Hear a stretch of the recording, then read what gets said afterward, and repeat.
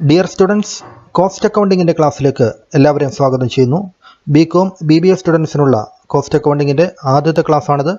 ഇന്നത്തെ ക്ലാസ്സിൽ നമ്മൾ ഡിസ്കസ് ചെയ്യുന്ന കാര്യങ്ങൾ ഇത്രയുമാണ്. ഇതിൽ കോസ്റ്റ് അക്കൗണ്ടിങ്ങിൻ്റെ മീനിങ് എന്താണെന്ന് നമ്മൾ നോക്കും. ഒപ്പം തന്നെ ഡെഫിനിഷൻ ഓഫ് കോസ്റ്റ് അക്കൗണ്ടിങ് നോക്കും.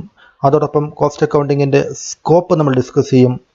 കൂടാതെ ഒബ്ജക്റ്റീവ്സ് ഓഫ് കോസ്റ്റ് അക്കൗണ്ടിങ്, ഇത്രയും കാര്യങ്ങളാണ് ഇന്നത്തെ ക്ലാസ്സിൽ ഉൾപ്പെടുത്തിയിരിക്കുക. അപ്പോൾ നിങ്ങൾ ആദ്യമായിട്ടാണ് ചാനൽ കാണുന്നതെങ്കിൽ ചാനൽ ഒന്ന് സബ്സ്ക്രൈബ് ചെയ്ത് വയ്ക്കുക. കോസ്റ്റ് അക്കൗണ്ടിങ്ങിൻ്റെ തുടർന്നുള്ള ക്ലാസ്സുകളും നിങ്ങൾക്ക് ഈ ചാനലിൽ ലഭ്യമായിരിക്കും. കോസ്റ്റ് അക്കൗണ്ടിങ് എന്നുള്ള പ്ലേലിസ്റ്റ് നിങ്ങൾ നോക്കിയാൽ മതി. ഒപ്പം തന്നെ ഈ വീഡിയോ നിങ്ങൾക്ക് ഇഷ്ടപ്പെട്ട് കഴിഞ്ഞാൽ നിങ്ങളൊന്ന് ലൈക്ക് ചെയ്ത് വെക്കുക. നിങ്ങളുടെ ഈ ക്ലാസ്സിനെ കുറിച്ചുള്ള അഭിപ്രായങ്ങൾ കമൻറ്റ് ബോക്സിൽ രേഖപ്പെടുത്തുകയും ചെയ്യുക. അപ്പോൾ നമുക്ക് ഇന്നത്തെ ക്ലാസ് ആരംഭിക്കാം. ആദ്യം നമുക്ക് കോസ്റ്റ് അക്കൗണ്ടിങ്ങിൻ്റെ മീനിങ് നോക്കാം. Cost accounting is the process of ascertaining cost of production. അതായത് പ്രൊഡക്ഷൻ കോസ്റ്റ് നിർണ്ണയിക്കുന്ന പ്രക്രിയയാണ് കോസ്റ്റ് അക്കൗണ്ടിങ്. പ്രൊഡക്ഷനിലെ കോസ്റ്റ് എത്രയാണെന്ന്, ഉൽപ്പാദനം നടക്കുമ്പോൾ എത്രമാത്രം ചിലവുണ്ടായിട്ടുണ്ട് എന്നുള്ളത്, ഉൽപ്പാദനവുമായിട്ട് ബന്ധപ്പെട്ടുള്ള ചിലവ് എത്ര സംഭവിച്ചിട്ടുണ്ട് എന്നുള്ളതിൻ്റെ അസർട്ടൈൻമെൻ്റാണ്, ആ നടത്തുന്ന പ്രോസസ്സിനെയാണ് കോസ്റ്റ് അക്കൗണ്ടിങ് എന്ന് പറയുക. It is concerned with ascertainment and reporting of cost data. അതായത് in addition to ascertainment of cost data നമ്മൾ കണക്ക് കൂട്ടി കണ്ടുപിടിക്കുന്നതിന് പുറമെ ഈ കോസ്റ്റിനെ കുറിച്ചുള്ള റിപ്പോർട്ടും, ascertainment and reporting of cost data to help the managers in decision making and controlling cost.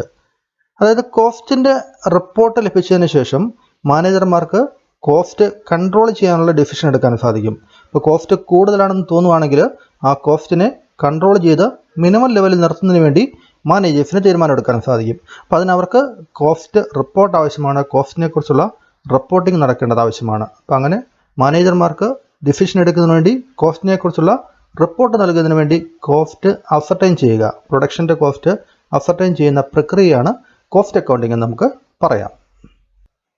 ഇനി നമുക്ക് കോസ്റ്റ് അക്കൗണ്ടിങ്ങിൻ്റെ ഡെഫിനേഷൻ നോക്കാം. ICMA ഇംഗ്ലണ്ടിലെ ICMA, the institute of cost and management accounting, ICMA, have defined cost accounting as the process of accounting for cost from the point at which the expenditure is incurred. അതായത് expenditure ഉണ്ടാകുന്ന point തൊട്ട് cost ascertain ചെയ്യുന്നു, cost നമ്മൾ എഴുതി വയ്ക്കുന്നു, അതിൻ്റെ accounting നടത്തുന്നു. Or committed to the establishment of its ultimate relationship. അതായത് കോസ്റ്റ് ഇൻകർ ചെയ്യുകയോ കമ്മിറ്റ് ചെയ്യുകയോ, കോസ്റ്റ് ഉണ്ടാകണമെന്നില്ല, കോസ്റ്റ് ഉണ്ടാകുന്നതിനുള്ള സമയമായാൽ മതി, നമ്മൾ അതിനുള്ള കൊടുക്കാനുള്ള ചിലവ് ഉണ്ടാകാനുള്ള ബാധ്യത ഉണ്ടായാൽ മതി, അല്ലെങ്കിൽ കമ്മിറ്റ് ചെയ്യുകയോ ഇൻക്രീസ് ചെയ്തിരിക്കുക. To the establishment of its ultimate relationship with cost centre and cost unit. ഇപ്പോൾ കോസ്റ്റ് സെൻറ്ററുകൾ കോസ്റ്റ് യൂണിറ്റുമായിട്ടുള്ള ഈ ഉണ്ടായ കോസ്റ്റിൻ്റെ റിലേഷൻഷിപ്പ്, അതായത് ഏത് കോസ്റ്റ് സെൻറ്ററിലാണ് കോസ്റ്റ് ഉണ്ടായിരിക്കുന്നത്, അല്ലെങ്കിൽ ഏത് കോസ്റ്റ് യൂണിറ്റിന് വേണ്ടിയാണ് കോസ്റ്റ് ഇൻക്രീസ് ചെയ്തിരിക്കുന്നത്. ഇപ്പോൾ എന്താണ് കോസ്റ്റ് സെൻറ്റർ എന്നും കോസ്റ്റ് യൂണിറ്റ് എന്നുള്ളതൊക്കെ നമ്മൾ വരും ക്ലാസ്സുകളിൽ പഠിക്കുന്നുണ്ട്. അപ്പോൾ ഓരോ കോസ്റ്റ് സെൻറ്ററിനും കോസ്റ്റ് യൂണിറ്റിനും ഉണ്ടായിരിക്കുന്ന കോസ്റ്റ് എത്രയാണെന്നുള്ളത്, അതിൻ്റെ അക്കൗണ്ടിങ്, ഫോർമലായിട്ടുള്ള ആ ഒരു അക്കൗണ്ടിങ്ങിൻ്റെ പ്രോസസ്സിനെയാണ് നമ്മൾ കോസ്റ്റ് അക്കൗണ്ടിങ് എന്ന് പറയുന്നതെന്ന് ICMA ഇംഗ്ലണ്ട് ഡിഫൈൻ ചെയ്തിരിക്കുന്നു.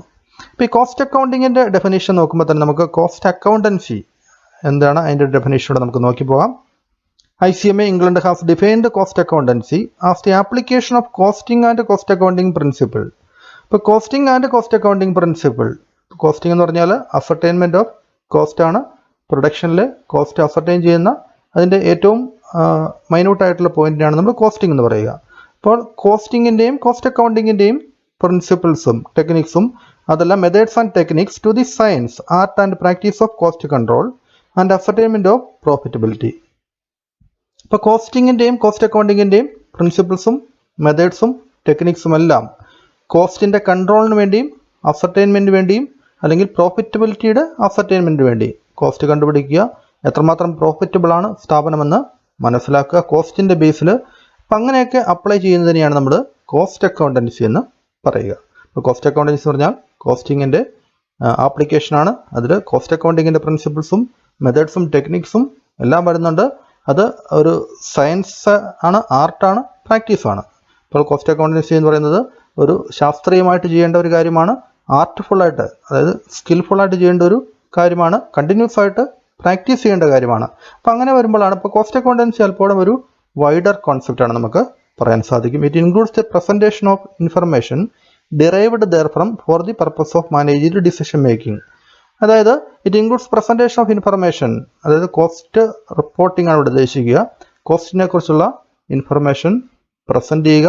Derived there from for the purpose of managerial decision making, managerial decision മേക്കിങ്ങിന് വേണ്ടിയാണ് ഈ ഇൻഫർമേഷൻ അല്ലെങ്കിൽ കോസ്റ്റ് റിപ്പോർട്ട് ഉപയോഗിക്കുക. ഇപ്പോൾ കോസ്റ്റ് അക്കൗണ്ടൻസി ഡിഫൈൻ ചെയ്തിരിക്കുന്നത് എങ്ങനെയാണ്, അപ്പോൾ അതൊന്ന് ജസ്റ്റ് പഠിച്ചിരിക്കുക. ഇനി നമുക്ക് കോസ്റ്റ് അക്കൗണ്ടിങ്ങിൻ്റെ സ്കോപ്പ് നോക്കാം. എത്രമാത്രം വൈഡാണ്, ഏതെല്ലാം മേഖലകളിലാണ് കോസ്റ്റ് അക്കൗണ്ടിങ്ങിൻ്റെ ആപ്ലിക്കേഷൻ എല്ലാം വരിക എന്നുള്ളത് നമുക്ക് നോക്കാം. The scope of cost accounting is very wide. Cost അക്കൗണ്ടിങ്ങിൻ്റെ സ്കോപ്പ് വളരെ വൈഡാണ്. It includes the following. താഴെ പറയുന്ന പോയിന്റിലൂടെ നമുക്ക് കോസ്റ്റ് അക്കൗണ്ടിങ്ങിൻ്റെ സ്കോപ്പ് എക്സ്പ്ലെയിൻ ചെയ്യാം. നമുക്ക് ഒന്നാമത്തെ പോയിന്റ് കോസ്റ്റ് അസർടൈൻമെൻ്റ് ആണ്. കോസ്റ്റ് അസർടൈൻമെൻ്റ് എന്നുകൊണ്ട് ഉദ്ദേശിക്കുന്നത് എന്താണെന്ന് നോക്കുക. It refers to the ascertaining cost of a product, service or job. ഇപ്പോൾ ഒരു പ്രൊഡക്റ്റിൻ്റെ അല്ലെങ്കിൽ ഒരു സർവീസിൻ്റെ അല്ലെങ്കിൽ ഏതെങ്കിലും ഒരു ജോബിൻ്റെ, ഇപ്പോൾ ഏതിൻ്റെ വേണമെങ്കിലും കോസ്റ്റ് ആവാം. ഇപ്പോൾ ഒരു പ്രൊഡക്റ്റ് ആവാം, അല്ലെങ്കിൽ അതൊരു ഇൻടാഞ്ചിബിൾ ആയിട്ടൊരു സർവീസ് ആകാം, അല്ലെങ്കിൽ ഒരു ജോബ് ആകാം. അപ്പോൾ ഇതിൻ്റെ എല്ലാം കോസ്റ്റിംഗ് നമുക്ക് പഠിക്കാനുണ്ട്. അപ്പോൾ എല്ലാത്തിൻ്റെയും ഒക്കെ കോസ്റ്റ് അസർടൈൻ ചെയ്യുന്ന പ്രക്രിയയാണ് നമ്മൾ കോസ്റ്റ് അസർടൈൻമെൻറ്റ് എന്ന് പറയുക.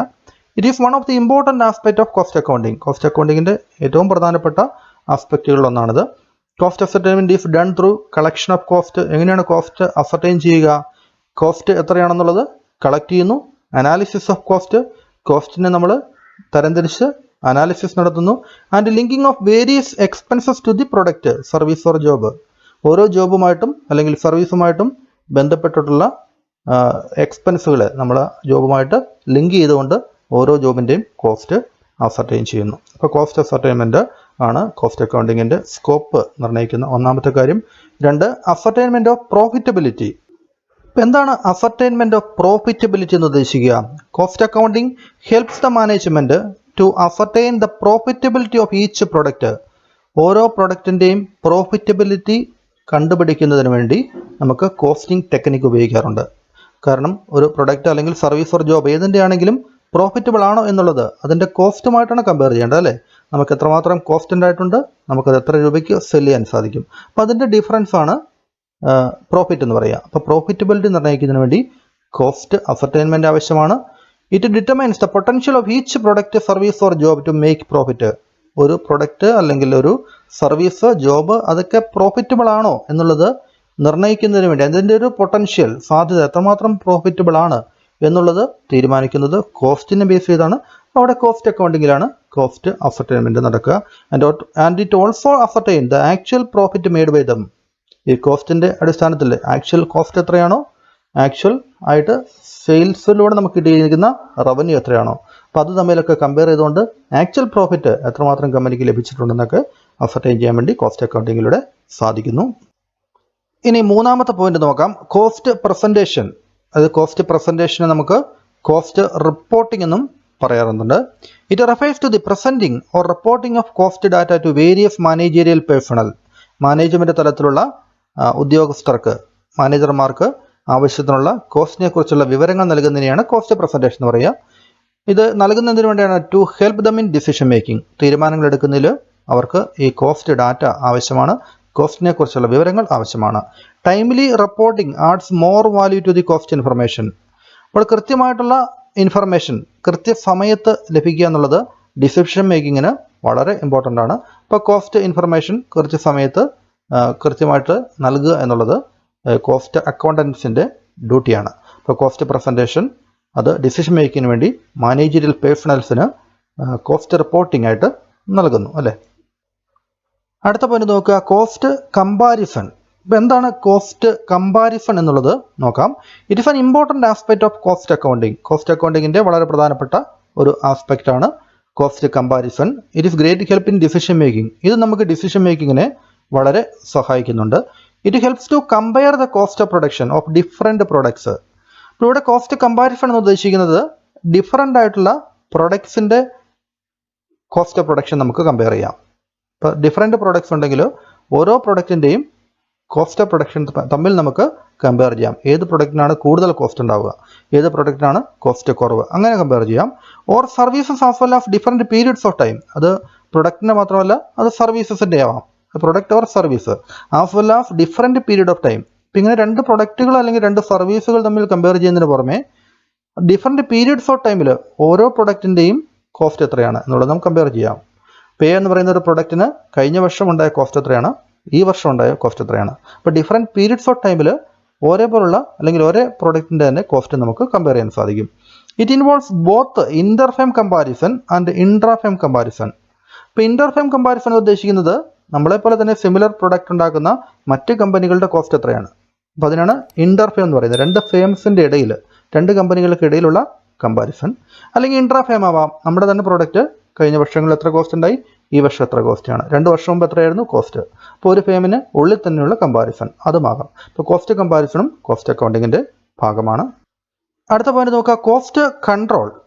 എന്താണ് കോസ്റ്റ് കൺട്രോൾ എന്ന് ഉദ്ദേശിക്കുന്നത്? Cost control is regarded as the major activity of cost accounting. Cost അക്കൗണ്ടിങ്ങിൻ്റെ വളരെ പ്രധാനപ്പെട്ട ഒരു ആക്ടിവിറ്റിയാണ്. കോസ്റ്റ് അസർട്ടൈൻ ചെയ്യുക മാത്രമല്ല കോസ്റ്റ് കൺട്രോളിങ്ങിനും സഹായിക്കുന്നു. കോസ്റ്റിനെ ഒരു വിത്തിൻ ലിമിറ്റ്, ഒരു നിയന്ത്രണത്തിനുള്ളിൽ നിർത്തുന്നതിനും സഹായിക്കുന്നു. It ensures that actual cost of production does not exceed the predetermined standard. അപ്പോൾ കോസ്റ്റ് ഓഫ് കൺട്രോൾ എന്ന് ഉദ്ദേശിക്കുന്നത് ഇതാണ്. ആക്ച്വൽ കോസ്റ്റ് ഓഫ് പ്രൊഡക്ഷൻ, ശരിക്കും ഉണ്ടാകുന്ന പ്രൊഡക്ഷൻ കോസ്റ്റ്, ഇത് does not exceed the predetermined standard. നമ്മൾ നേരത്തെ തന്നെ ഒരു കോസ്റ്റിൻ്റെ ഒരു കാൽക്കുലേഷൻ നമ്മുടെ മനസ്സിലുണ്ട്. ഇത്രമാത്രം കോസ്റ്റിൽ കൂടാൻ പാടില്ല, കൂടിയെങ്കിൽ എത്ര, അതിൽ കൂടുതൽ പോയി കഴിഞ്ഞാൽ നമുക്ക് ലാഭം കുറഞ്ഞു പോവുക, ചിലപ്പോൾ നഷ്ടം വരികയോ ചെയ്യാം. അപ്പോൾ നമ്മുടെ ആ പ്രീ ഡിറ്റർമൈൻഡ് ആയിട്ടുള്ള ഒരു സ്റ്റാൻഡേർഡ്, ഒരു നിശ്ചിത ക്രൈറ്റീരിയ, ആ ക്രൈറ്റീരിയക്കുള്ളിൽ തന്നെ നിർത്തുന്നതിന് വേണ്ടി ആക്ച്വൽ കോസ്റ്റ് ഓഫ് പ്രൊഡക്ഷൻ അതിൽ കവിഞ്ഞു പോകാതിരിക്കുക എന്നുള്ളതാണ് കോസ്റ്റ് കൺട്രോൾ എന്നുകൊണ്ട് ഉദ്ദേശിക്കുക. It is a process of guiding and regulating cost. അതായത് കോസ്റ്റിനെ നമ്മൾ കൺട്രോൾ ചെയ്യുക, റെഗുലേറ്റ് ചെയ്യുക, ഗൈഡ് ചെയ്യുക. അതായത് യഥാർത്ഥ കോസ്റ്റ്, ശരിക്കും ഉണ്ടാകേണ്ട കോസ്റ്റ് അതിനുള്ളിൽ നിർത്തുന്നതിന് വേണ്ടി ഗൈഡ് ചെയ്യുന്ന ഒരു പ്രോസസ്സാണ്. ഇപ്പോൾ കോസ്റ്റ് കൺട്രോൾ ഈസ് എക്സസൈസ്ഡ്. സാധാരണ കോസ്റ്റ് കൺട്രോളിങ് നമ്മൾ സാധ്യമാകുന്നത് through the techniques of standard costing and budgetary control. ഇപ്പോൾ 2 ടെക്നിക്കുകളിലൂടെയാണ് സാധാരണ കോസ്റ്റിങ്ങിൻ്റെ കൺട്രോൾ സാധ്യമാകുന്നത്. ഒന്ന് സ്റ്റാൻഡേർഡ് കോസ്റ്റിംഗ്, 2 ബഡ്ജറ്ററി കൺട്രോൾ. അപ്പോൾ ഇത് രണ്ടും നമുക്ക് പിന്നീട് ഓരോ ചാപ്റ്ററുകളായിട്ട് നമുക്ക് പഠിക്കാൻ തന്നെ ഉണ്ട്. ഇനി അടുത്ത പോയിന്റ് നോക്കുക, കോസ്റ്റ് റിഡക്ഷൻ. അപ്പോൾ cost reduction is a continuous effort to reduce the cost of production of goods and services. Goods and സർവീസസിൻ്റെ പ്രൊഡക്ഷൻ കോസ്റ്റ് കുറയ്ക്കാനുള്ള കണ്ടിന്യൂസ് എഫോർട്ടിനെയാണ് കോസ്റ്റ് റിഡക്ഷൻ എന്ന് പറയുക, അല്ലേ? Without affecting their quality. അപ്പോൾ നമ്മൾ കോസ്റ്റ് റെഡ്യൂസ് ചെയ്യുമ്പോൾ it should not be at the cost of decreasing quality. അത് ക്വാളിറ്റി കുറച്ചുകൊണ്ടാകാൻ പാടില്ല. ക്വാളിറ്റി പരമാവധി കുറച്ചുകൊണ്ട് നമുക്ക് കോസ്റ്റ് എത്ര വേണമെങ്കിലും നമുക്ക് കുറയ്ക്കാൻ സാധിക്കും, അല്ലേ? പക്ഷേ ക്വാളിറ്റി കോംപ്രമൈസ് ചെയ്യാതെ കോസ്റ്റ് എത്രമാത്രം റെഡ്യൂസ് ചെയ്യാൻ സാധിക്കുമെന്നുള്ളതാണ് കോസ്റ്റ് അക്കൗണ്ടിങ്ങിൽ നോക്കുക. അടുത്ത പോയിന്റ് നോക്കുക, കോസ്റ്റ് ഓഡിറ്റ്. ഓഡിറ്റ് നമുക്കറിയാം, കണക്കുകളുടെ പരിശോധനയാണ് ഓഡിറ്റ് എന്ന് പറയുന്നത്. അപ്പോൾ കോസ്റ്റ് അക്കൗണ്ടിങ്ങിലും ഓഡിറ്റ് ഉണ്ട്. ഒരു CA-കാരൻ ഫിനാൻഷ്യൽ അക്കൗണ്ടിങ് ഓഡിറ്റ് ചെയ്യുന്ന പോലെ കോസ്റ്റ് അക്കൗണ്ടിങ് പഠിച്ച ആളാണ്, ഒരു കോസ്റ്റ് അക്കൗണ്ടൻ്റ് ആണ് കോസ്റ്റ് ഓഡിറ്റ് നടത്തുക. ICWA നടത്തുന്ന എക്സാമൊക്കെ പാസ്സായിട്ടുള്ള ആളുകളാണ് കോസ്റ്റ് ഓഡിറ്റർമാരായിട്ട് വർക്ക് ചെയ്യുക. അപ്പോൾ cost audit in the verification of the correctness of cost accounts. അപ്പോൾ കോസ്റ്റ് അക്കൗണ്ട്സിൻ്റെ കറക്റ്റ്നെസ് വെരിഫൈ ചെയ്യുന്നത് കോസ്റ്റ് അക്കൗണ്ടൻസ് ആണ്. അപ്പോൾ അതിനെ നമ്മൾ കോസ്റ്റ് ഓഡിറ്റ് എന്ന് പറയുന്നു.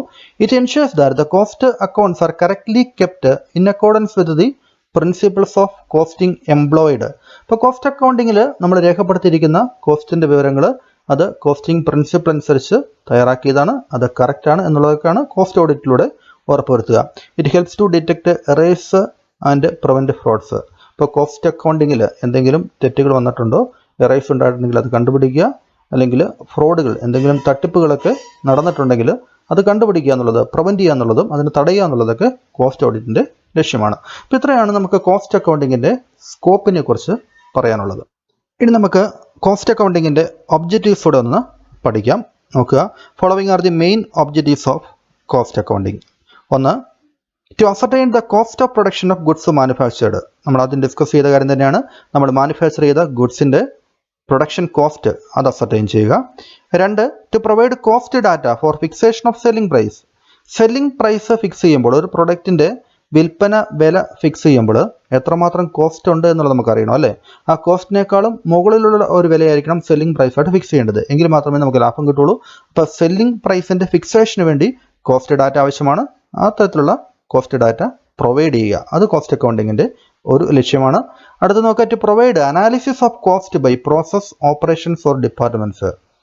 ഇപ്പോൾ പ്രോസസ് കോസ്റ്റിംഗ്, അതായത് ഒരു പ്രൊഡക്ഷനെ നമ്മൾ പല പ്രോസസ്സുകളായിട്ട് തിരിച്ചിട്ടുണ്ടെങ്കിൽ ഓരോ പ്രോസസ്സിലും ഉണ്ടാകുന്ന കോസ്റ്റ് എത്രയാണ് അത് നമുക്ക് അസർട്ടൈൻ ചെയ്യാൻ സാധിക്കും. ഡിഫറെൻറ്റ് ഓപ്പറേഷൻസിന് നമുക്ക് എത്രമാത്രം കോസ്റ്റ് വരുന്നുണ്ട്. ഒരു പ്രൊഡക്ഷൻ പ്രോസസ്സ് പല ഡിഫറെൻറ്റ് ഓപ്പറേഷൻസായിട്ട് പല ഘട്ടങ്ങളായിട്ടാണ് നടത്തുമ്പോൾ അതിൻ്റെ കോസ്റ്റിംഗ് എത്രയാണ്. ഓരോ ഡിപ്പാർട്ട്മെൻറ്റിലും ഉണ്ടാകുന്ന കോസ്റ്റ് എത്രയാണ്. ഇപ്പോൾ ഒരു ഒരു മാനുഫാക്ചറിങ് കമ്പനി ആണെങ്കിൽ പല ഡിപ്പാർട്ട്മെൻറ്റുകളുണ്ടാവും. അപ്പോൾ ഓരോ ഡിപ്പാർട്ട്മെൻറ്റുകളുടെയും കോസ്റ്റ് എത്രയാണ്, ആ കാര്യങ്ങൾ നമുക്ക് കോസ്റ്റ് അക്കൗണ്ടിങ്ങിലൂടെ നിർണ്ണയിക്കാൻ സാധിക്കും. അടുത്ത നോക്കുക, to disclose wastage of resources and suggest measures to reduce the wastage. അപ്പോൾ അത് റിസോഴ്സസ് വേസ്റ്റേജ് ചെയ്യുന്നുണ്ടെങ്കിൽ അത് വെളിപ്പെടുത്തുക.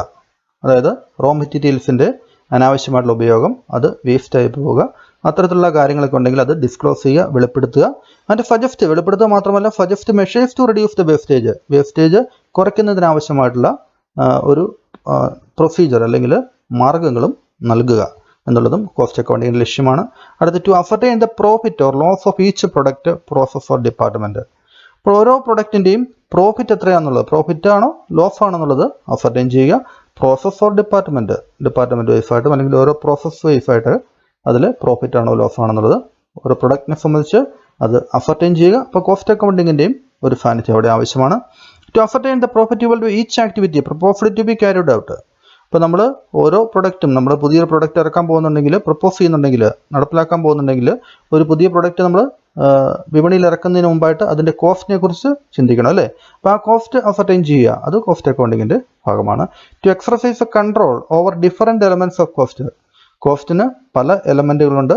അപ്പോൾ അതിന് ഡയറക്റ്റായിട്ടും ഇൻഡയറക്റ്റായിട്ടും ഓവർഹെഡായിട്ടും അങ്ങനെ പല രീതിയിൽ നമ്മൾ കോസ്റ്റിൻ്റെ എലമെൻറ്റുകളെ തിരിക്കുന്നുണ്ട്. അപ്പോൾ അതെല്ലാം നമ്മൾ അടുത്ത വരും ക്ലാസ്സുകൾ പഠിക്കുന്നതാണ്. അപ്പോൾ അതെല്ലാം ഒരു കൺട്രോളിങ്, അതായത് അതിൻ്റെ എല്ലാം നിയന്ത്രണം, അതെല്ലാം വിത്തിൻ ലിമിറ്റിനുള്ളിലാണ്, അല്ലെങ്കിൽ ആ ലിമിറ്റ് കഴിഞ്ഞ് എക്സീഡ് ചെയ്യുന്നില്ല എന്നുള്ളത് ഉറപ്പുവരുത്തുക. To help the management in decision മേക്കിങ്ങിന് മാനേജ്മെൻറ്റിനെ സഹായിക്കുക, നമ്മൾ ഓൾറെഡി ഡിസ്കസ് ചെയ്തതാണ്. To help the management in the formulation and implementation of incentive wage scheme. ഇപ്പോൾ ഇൻസെൻറ്റീവ് വേജ് സ്കീം എന്ന് പറഞ്ഞാൽ നമുക്കറിയാം, ഒരു മാനുഫാക്ചറിങ് യൂണിറ്റിലെ തൊഴിലാളികൾക്ക് വേജസിന് ഇൻസെൻറ്റീവായിട്ട് ബോണസായിട്ടൊക്കെ കാര്യങ്ങൾ കൊടുക്കുമ്പോൾ എത്രമാത്രം കൊടുക്കണമെന്ന് തീരുമാനിക്കുന്നത് എത്രമാത്രം കോസ്റ്റ് ഉണ്ട് എന്നുള്ളതിൻ്റെ അടിസ്ഥാനത്തിലാണ് അല്ലേ. കോസ്റ്റ് പരമാവധി മിനിമൈസ് ചെയ്ത് നടത്തിക്കൊണ്ട് ജോലിക്കാർ ജോലി എടുക്കുകയാണെങ്കിൽ അവർക്ക് കൂടുതൽ ഇൻസെൻറ്റീവ് ലഭിക്കും. അതിനൊക്കെ ഇൻസെൻറ്റീവ്, ഈ കോസ്റ്റ് എന്ന് പറയുന്നത് ഒരു ബേസാണ്. ഇൻസെൻറ്റീവ് കൊടുക്കുന്ന ഇടത്തിൽ കോസ്റ്റൂടെ കണക്കിലെടുത്തുകൊണ്ടാണ് ഇൻസെൻറ്റീവ് പ്രഖ്യാപിക്കുക.